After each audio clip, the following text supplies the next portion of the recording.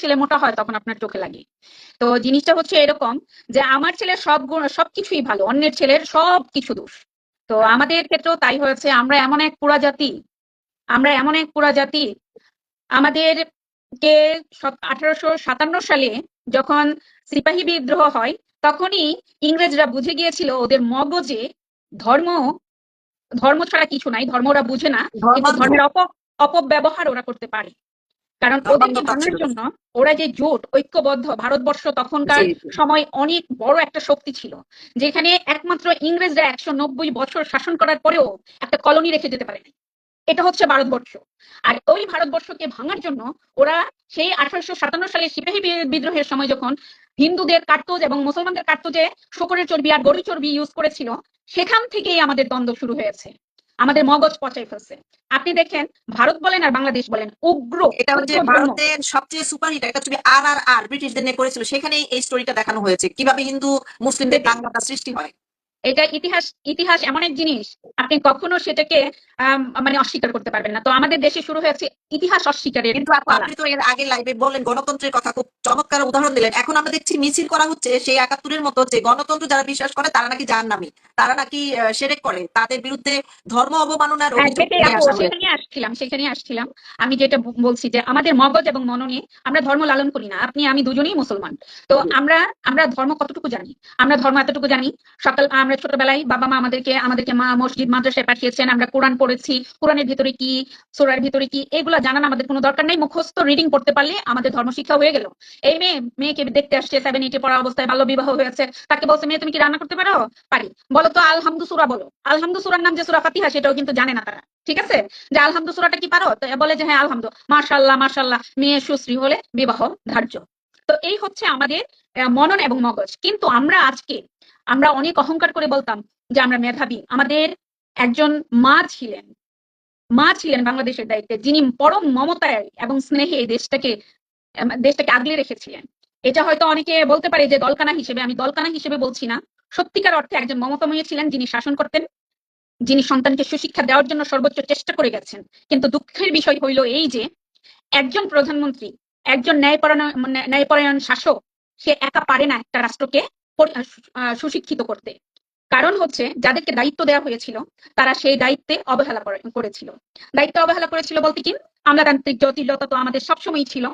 সেটা ছিল, ওরা যা চাচ্ছে, আমাদের রবীন্দ্রনাথ নজরুল এদেরকে ধর্মের ভিত্তিতে মূল্যায়ন করা শুরু করলো। একদল একদল তো আছে একদম মগজ পচে যাওয়া, একদল পাবলিক তো আছে, আমরা তো দেখতে পাচ্ছি। আর জুলাই আন্দোলনের নামে যা হয়েছে, আমি এটা একটু সংক্ষেপে আপা বলি। জুলাই আন্দোলনের নামে যেটা হয়েছে, আমি বলি এটা জঙ্গি হামলা, এবং জঙ্গিদের দ্বারা পরিচালিত একটি জাতিকে বিভ্রান্ত করার একটা মানে প্রক্রিয়া ছিল জুলাইটা। আর সেই জুলাইয়ের আন্দোলন থেকে 5ই আগস্ট ছিল জঙ্গিদের বাংলাদেশ দখলের সর্বোচ্চ, মনে করেন যে খোলামেলা একটা আধিপত্য আমরা দেখতে পেয়েছি এটাই, যে আমাদের বিশ্ববিদ্যালয়গুলো কিভাবে মাদ্রাসা হয়ে গেছে। এখানে কি আপনার আমার দায় নেই? আপনার আমার দায়। হ্যাঁ, আমরা অনেক উন্নত হয়েছি। আমরা অবকাঠামোগত উন্নয়নে অনেক অবদান রেখেছি গত 15 বছর। এখানে আমরা আমাদের একটু নারী শিক্ষা। এখানে এই মাদ্রাসা শিক্ষাটা নিয়ে আমাদের একটু ক্লারিফাই করতে হবে আপু। সেটা হচ্ছে মাদ্রাসা শিক্ষা থেকে বের হয়ে এসে তারা বিশ্ববিদ্যালয় প্রগতিশীল শিক্ষার যে ফ্লেভার সেটা নিতে যেন পারে, সেই জায়গায় মহানুভবতা দেখিয়ে প্রধানমন্ত্রী জননেত্রী শেখ হাসিনাকে কেউ বাইস্ট করেছিল। এখন আপনাকে যদি আমি আপনি প্রশ্ন করি আপনি যে, এটাকে আপু, আপনি এই কথাটা বলেছেন যে বায়াস্ট করেছিল। আমি না, বলবো, আমার আমার প্রশ্নটা আমি শেষ করি। সেটা হচ্ছে, যদি আপনি একটা গোষ্ঠীকে, একটা বিশাল বড় একটা সংখ্যাগরিষ্ঠ শ্রেণী তরুণ প্রজন্ম বলি আমি, তারা তো একটা প্রজন্ম, তারা সেই মাদ্রাসা লেভেল থেকে যে বের হয়ে আসে, তাদেরকে মনে করেন আপনি মাদ্রাসায় ঢুকতে দিলেন না, কিন্তু তাদেরকে রাষ্ট্রের বাইরে রেখে তো চিন্তা করা যাবে না। কিন্তু তাদের সেই শুরু থেকেই তো আমাদের গ্রুমিংটা মিসিং হয়েছে, যার কারণে আজকে জঙ্গিদের অভয়ারণ্য, ব্রেন ওয়াশ, মূলত সবকিছু হওয়ার সুযোগ, চাষাবাদ, মানে যে গোবর দিয়ে যে চাষাবাদ করে, গরুর হাল চাষ করে, সেই গরুর হাল চাষই তো হচ্ছে। তো সেটা তো আসলে সরকারি ভাবে গভীর থেকেই চিন্তা করে শেকড় উপড়ে দেওয়া উচিত ছিল। কিন্তু আমরা যখন বলতাম যে মাদ্রাসায় বলাৎকার হয়, মাদ্রাসাটা নিরাপদ দর্শনের জন্য, এটা বন্ধ করা উচিত, তখন যারা বলতো যে আঙ্গুলে ব্যথা করলে কি হাত কেটে ফেলতে হবে, তো আমরা তাদের সাথে তর্কে কুলাতে পারতাম না। এখন শেখ হাসিনার কি আসলে উচিত ছিল মাদ্রাসাগুলো বন্ধ করে সবগুলা প্রগতিশীল পড়াশোনার বন্দোবস্ত করা? আমাদের তাহলে ধন্যবাদ আপনার প্রশ্নের জন্য। আমি তাহলে ওই মূল কথায় আসতে হবে। আমি একজন বাংলাদেশে থাকতে একজন শিক্ষিকা ছিলাম। আমি সরকারি স্কুলের শিক্ষিকা ছিলাম। আমি সব লেভেলের বাচ্চাদেরকেই দেখেছি। আমি আমার নিজের বড় হওয়াটাও দেখেছি। আমাদের মাদ্রাসার শিক্ষা বন্ধ করার এখানে কোনো প্রশ্ন না। আপনি সব জায়গায় মনে করেন ইন্ডিয়া বলেন, পাকিস্তান বলেন, আমাদের এই দেশগুলোতে সব জায়গায় কিন্তু ধর্মীয় শিক্ষা আছে। কিন্তু আমরা যেটা আশা করেছিলাম আমাদের সরকারের কাছ থেকে, বিগত আমাদের আওয়ামী লীগ সরকারের কাছ থেকে, সেটা হয়তো আমরা ওভাবে পাইনি।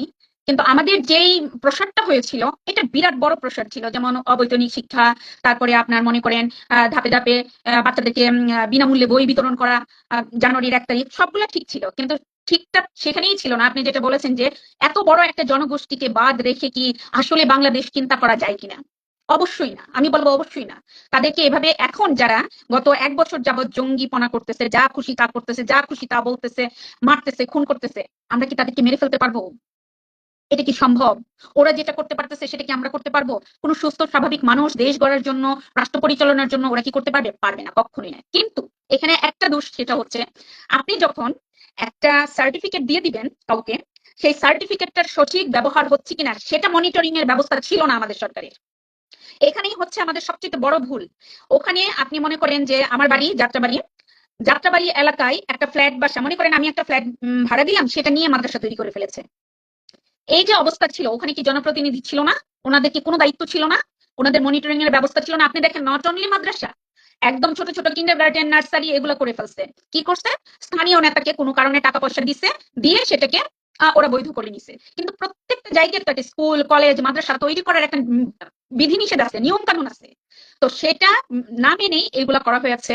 আপনি কি ভাবছেন যে শুধু মাদ্রাসাগুলোতেই শিক্ষা দেওয়া হয়েছিল এইসব? আমাদের স্কুলগুলোতে শিক্ষা দেওয়া হয় নাই? আমাদের স্কুলগুলা কি এখন হিজাবীকরণ হয় নাই? ছোট ছোট দ্বিতীয় শ্রেণীর বাচ্চাদের, প্রথম শ্রেণীর বাচ্চারা যারা ধর্ম বুঝে না, বাংলাদেশের ইসলাম সবচেয়ে বুঝে না। নামকরা বিশ্ববিদ্যালয় বুয়েট ইঞ্জিনিয়ারিং, যেটা, তারপরে আপনার নটরডাম, তারপরে হচ্ছে আরো যেগুলো খুব নামকরা সবগুলাই কিন্তু মানে ইয়া হয়ে গেছে, জঙ্গিকরণ হয়ে গেছে, মানে পাকিস্তান কর্তৃক। আপনার আপনার পুরা একটা প্রজন্ম নষ্ট হয়ে এবং গেছে। সবাই বোরখা পরার স্বাধীনতা চেয়েছে, হ্যাঁ, বোরখা পরার এবং জন্য মেয়েদেরকে দাঁড়িয়েছে। যে এই যে নারী স্বাধীনতা, নারী স্বাধীনতা বলে আমাদের নেত্রী অনেক কিছু দিয়েছেন, আমাদের প্রধানমন্ত্রী অনেক কিছু নারীদেরকে সুযোগ করে দিয়েছেন, নারীদেরকে আলাদা কোটার ব্যবস্থা করে দিয়েছেন। সেই নারীরা যখন কোটার বিরুদ্ধে নেমেছে, তখন দুঃখটা আপনি কোথায় রাখবেন? আমি তো বলবো আমাদের নেত্রী শেখ হাসিনা নীলকণ্ঠী হয়ে গেছেন। বিষে বিষে ওনাকে বিষ দিতে দিতে দিতে দিতে এমন বিষ দিয়েছে যে উনি নীল হয়ে গেছেন। কারণ উনি দিয়েছেন ভালোবাসা, আর বিনিময়ে আমরা দিয়েছি তাকে বিষ। এটা কিন্তু একটা মানসিক টর্চারও, প্রতিদিন বিরুদ্ধাচরণ, প্রতিদিন ওনার বিরুদ্ধাচরণ, প্রতি শুক্রবার হলে মাদ্রাসা মসজিদে ওনার বিরুদ্ধে অভিশাপ, ওনাকে মেরে ফেলার হুমকি।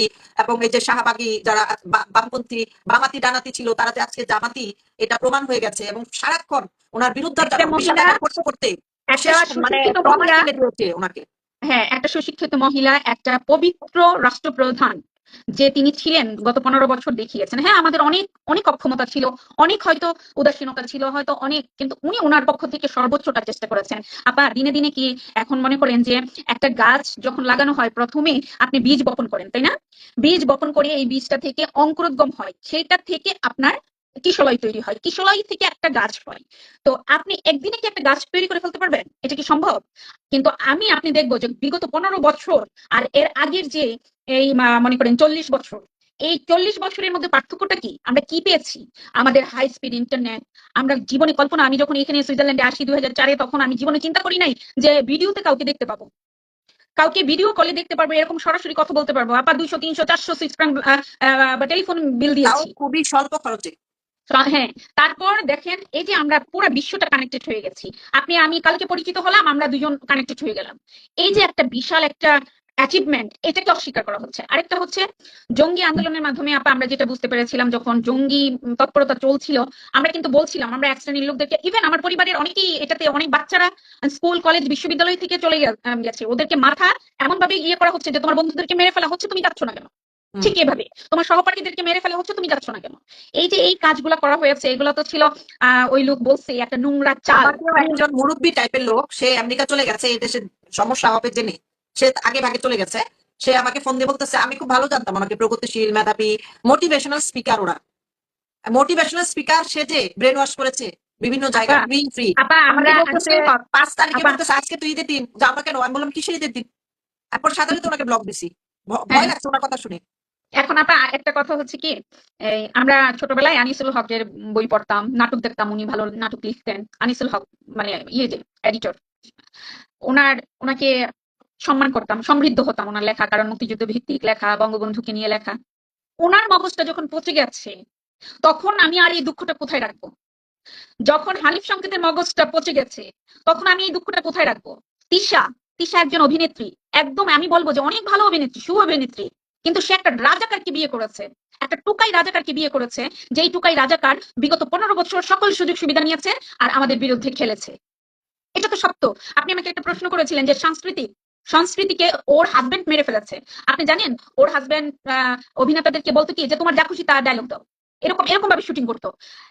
আমাদের প্রিয় অভিনেত্রী নাটক 420 নাটক মানে সবচেয়ে বিশ্ব বাটপারের যে নাটকটা সে শুরু করেছিল সেখানে তিশা মেইন অভিনেত্রী ছিল, হ্যাঁ, নায়িকা এবং হিসেবে। সেখানে ব্যাচেলারের মধ্যে শেখানো যে হয়েছে লিটনের কিভাবে ফ্ল্যাট, কিভাবে চুরি করে এসে রাজনীতি করতে হয়। হ্যাঁ চোর চিন্তা থেকে। করেন কিভাবে এবং তারপরে সে আরেকটা তৈরি করেছে, সেটা হচ্ছে মানে 420-এর পরে 420 টু না কি যেন একটা করেছে। আমি আমি আমার দেখা রুটিন। ব্যাচেলার একটা কি জানি ও আর করছিল। ব্যাচেলার যখন করেছিল যে অসভ্যতা, পরকীয়া এবং লিটনের ফ্ল্যাট, এইসব কি ভাষা, এসব কি সংস্কৃতির কন্ডম ভাষা হতে ব্যবহার পারে? করতে দেখাইছে যে হ্যাঁ, সে তিশাকে দিয়ে শিখাইছে বাচ্চাদেরকে, অসভ্যতা শিখাইছে। আমাদের শ্রদ্ধেয় দিলারা জামান, লিভিং টুগেদার শিখিয়েছে। হ্যাঁ আমাদের শ্রদ্ধেয় দিলারা জামান বলেছেন যে আমি কোনোদিন ফারুকির, আমি যদি জীবনে অভিনয় না করি, আমি ফারুকির নাটকে অভিনয় করবো না। ও বাংলাদেশের নাটকের ভাষাকে নষ্ট করে দিচ্ছে। আমাদের নাটক কিন্তু সমৃদ্ধ ছিল, কত সুন্দর কথা ছিল। আপনি দেখেন আজকে হুমায়ুন আহমেদের কথাই ধরেন, ওনার নাটকগুলাতে একটা মেসেজ থাকতো প্লাস হাসি, তাই না? যে আর ও এসে আসার পরে একদম পুরো ধ্বংস করে দিয়েছে আমাদের রন্ধ্রে রন্ধ্রে। আমরা ভাবতাম ন্যাচারাল অভিনয় করছে, অভিনয় তো অভিনয়। এক ভাই ওই দিন বললো যে গতকালকে একটা প্রোগ্রামে বললো যে অভিনয় তো অভিনয়, অভিনয়ের মধ্যে আবার ন্যাচারাল কি? অভিনয়টাকে অভিনয় মনে হতে হবে, তাইলেই এটা অভিনয়, কারণ এটা তো নাটক, এটা তো বাস্তব না। তো কাজে দেখা যাচ্ছে যে সেই জায়গা থেকে সে আমাদের সংস্কৃতিকে নষ্ট করে দিয়েছে এবং একটা জেনারেশনকে নষ্ট করে দিয়েছে। ও মানে ও প্রমোট করেছে বাজে বাজে কথা, অশ্লীল গালিগালাজ। আপনি আপনি দেখেন আব্দুল নূর তুষার, ডাক্তার আব্দুল নূর তুষারকে তো অবশ্যই চিনেন। তিনি বিতার্কিক, শ্রেষ্ঠ বিতার্কিক ছিলেন। মানে উনি কি বলবো যে সুবক্তা, সুনেতা, কিন্তু ওনার মেধাটা আসলে কি কাজে লাগিয়েছে? তিনি হাদিকে নিয়ে কথা বলার সময় বলে যে হাদিকে দেখেছেন বাজে কথা বলতে, হাদি তো নজরুলের কবিতাও পড়েছে। আরে হাদি কবিতা তো নজরুলের কবিতা উচ্চারণই করতে জানে না, নজরুলের কবিতা কি করবে সে? তাম্বি তাম্বি কিছু করছিল। হ্যাঁ, হাম্বি তাম্বি তাম্বি তাম্বি করছিল। করার। তারপরে মনে করেন যে এই যে আমি অশ্লীল, এই যে স্ল্যাং জলাতঙ্ক, ল্যাঙ্গুয়েজ। আমি হাম্বি, আমি ছায়া, হ্যাঁ, আমি হ্যাঁ, পেটিকোট, এগুলো বলছে তো। সেটাই।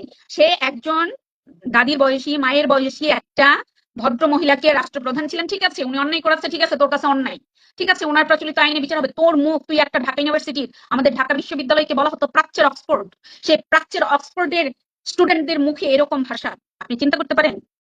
কিন্তু এটাই আমাদের কি সমস্যাটা মহাকাব্য? কোথায়? আমাদের এটাই কি সমস্যাটা মহাকাব্য? এখানেই, আমাদের মগজ পচে গেছে। এবং অপসংস্কৃতিতে শেষ করে ফেলেছে বাংলাদেশটাকে। আমার এখন এখন আপা যে জিনিসটা হচ্ছে, দেশ তো মুক্ত হবেই, এটা আমার বিশ্বাস। কারণ ইংরেজরা এই বাঙালিকে দমাতে পারি না। ইংরেজরা 190 বছর শাসন করার পরেও ওরা দমাতে পারে নাই। মির্জাফরদের করুণ মৃত্যু হয়েছে, আপনারা সকলেই জানেন। ইতিহাসে গসিটি বেগমের কোথায় স্থান হয়েছে? গসিটি বেগমরা কখনো ইতিহাসের স্বর্ণাক্ষরে লেখা থাকে না, তারা নিন্দিত, বিকৃত মানসিকতাই ওরা পরিচিত লাভ করে। কাজে গসিটি বেগমদেরকে আপনারা আমরা যতই উপরে তুলি না কেন,